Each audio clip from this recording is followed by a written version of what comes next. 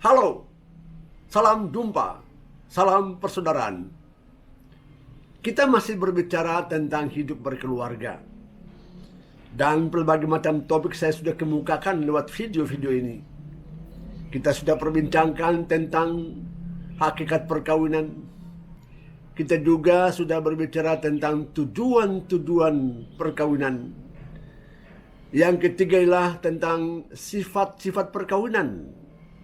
Yang keempat ialah mengenai model-model keluarga. Dan sekarang kita masuk pada fokus yang baru. Kita masuk pada topik yang baru, ialah tugas-tugas para keluarga. Saudara sekalian, setiap keluarga tentu saja punya tugas yang mesti diembankan demi kepentingan keluarga, tetapi juga untuk kepentingan masyarakat luas. Ada 4 tugas keluarga. Yang pertama ialah keluarga bertugas membangun persekutuan pribadi-pribadi dalam keluarga itu. Ada bapa, ada mama, ada anak-anak yang punya karakter berbeda-beda. Oleh karena itu, keluarga bertugas membangun persekutuan pribadi-pribadi itu supaya jangan sampai masing-masing berjalan ikut maunya sendiri tanpa melihat tujuan hidup berkeluarga itu sendiri. Yang kedua ialah keluarga bertugas melayani kehidupan. Yang ketiga ialah keluarga turut serta mengembangkan masyarakat. Dan yang keempat ialah keluarga turut serta dalam hidup dan karya perutusan gereja. 4 tugas mesti diperhatikan oleh para keluarga. Tiap-tiap keluarga, perhatikanlah tugas-tugas pokok yang mesti diamankan oleh setiap keluarga. Dan lewat video ini saya mau memperbincangkan dulu tentang tugas pertama, membangun persekutuan pribadi-pribadi. Saudara, dalam menjalankan tugas membangun pribadi-pribadi itu, lihat dulu bagaimanakah bentuk masing-masing keluarga. Ada keluarga yang hanya ada suami istri karena tidak punya anak. Mereka berdoa, minta Tuhan tolong ada anak. Tetapi rupanya Tuhan mengatakan cukuplah kalian berdua. Mungkin sekali ada hambatan dalam tubuh masing-masing, entah suami atau istri, sehingga tidak memungkinkan adanya kelahiran anak manusia. Kita bersyukur saja, jangan kecewa. Meskipun kerinduan ada, tetapi kalau yang tinggal ya suami istri, bersyukurlah atas kehadiran kalian berdua sebagai suami istri. Dalam keluarga ada bapa, mama, dan hanya 1 anak. Kerinduan mau 2, 3, tetapi rupanya hanya 1 yang Tuhan berikan. Bersyukurlah ada anak yang Tuhan kasih. Ada juga keluarga yang punya 2, 3, 4 anak untuk bapak dan mama yang sama. Bersyukurlah Tuhan berikan 4 anak bagi kalian. Tetapi juga ada keluarga yang punya 5, 6, 7, 8 anak. Karena campuran dari mama yang berbeda. Bapak cuma 1, tetapi mamanya ada 2. Kawan pertama ada 3 anak.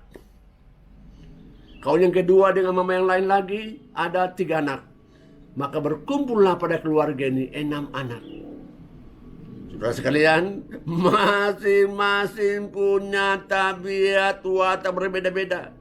Oleh karena itu hendaklah orang tua pandai-pandai membangun keluarga ini supaya muncul kemesraan, kehangatan cinta, dan terjadilah satu persekutuan antara bapa mama dan anak-anak yang berbeda watak, sifat, dan tabiat itu. Meskipun anak yang punya watak, tabiat berbeda-beda, bapa mama mestinya pandai-pandai memperhatikan supaya persaingan itu tidak terjadi bentrokan antara anak-anak karena mencari kepentingan pribadi. Lalu apa yang kita mesti perhatikan dalam pembentukan keluarga ini? Yang pertama ialah bagi suami istri yang tidak punya anak. Ingat baik-baik, kalian berdua datang dari keluarga yang berbeda-beda. Latar belakang pendidikan, latar belakang perhatian orang tua kepada anak itu berbeda-beda. Barangkali mungkin bagi laki-laki itu sudah biasa, orang tuanya didik dia supaya kerja keras, tidak boleh malas, jangan manjakan diri, tetapi berusaha mandiri demi hari depanmu nanti. Tetapi beda dengan istrinya yang mungkin datang dari keluarga yang orang tuanya sangat manjakan dia. Lihat bagaimana suami yang sudah dilatih untuk bekerja keras, mandiri. Sementara yang satu ini, istri ini dari keluarga yang suka manjakan dia.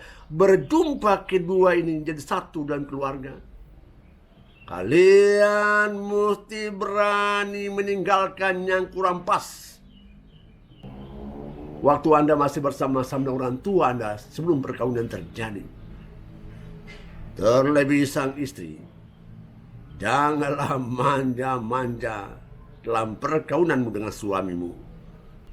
Karena kini Anda berada bersama sang suami yang mendampingi Anda sebagai istrinya. Kalian berusaha untuk membentuk satu persekutuan antara suami dan istri. Meskipun berbeda latar belakang keluarga, tetapi dalam keluarga ini kita satu pikiran, satu perasaan, dan satu hati. Demi kepentingan kita bersama-sama sebagai satu keluarga. Lihat lagi keluarga lain.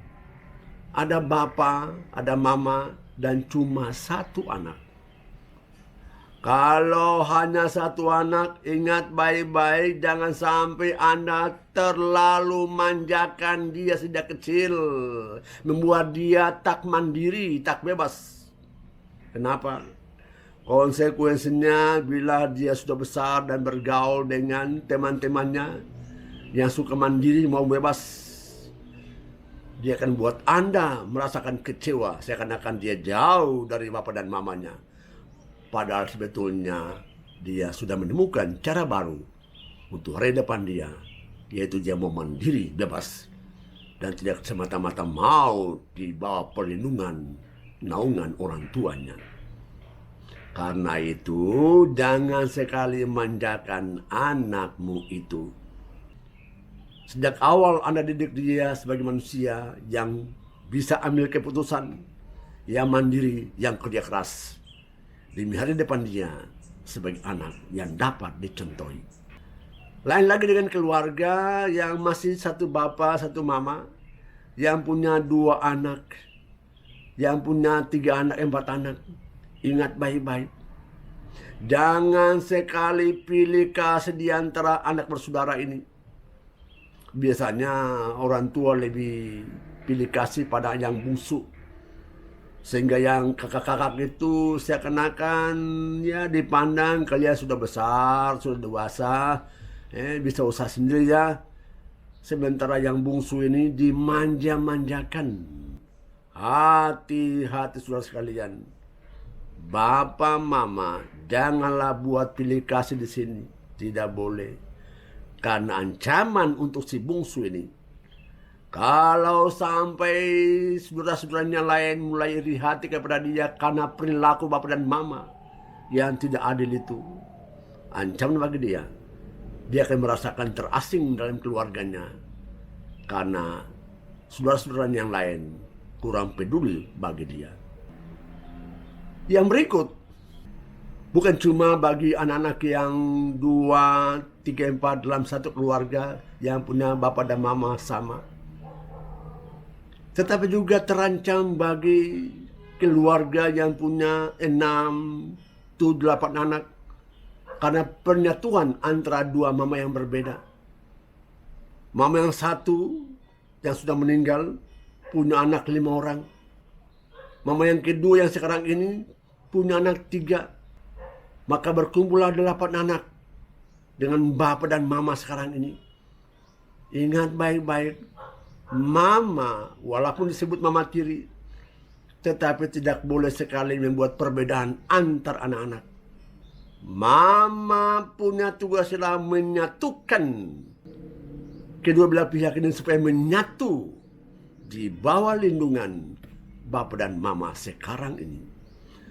Oleh karena itu sang Bapa meskipun sibuk dan sibuk, tetapi jangan lupa juga mendampingi istrimu sekarang ini, supaya putra-putrimu yang dipercayakan kepada kalian berdua hendaklah muncul kesatuan batin, kesatuan pikiran, kesatuan arah.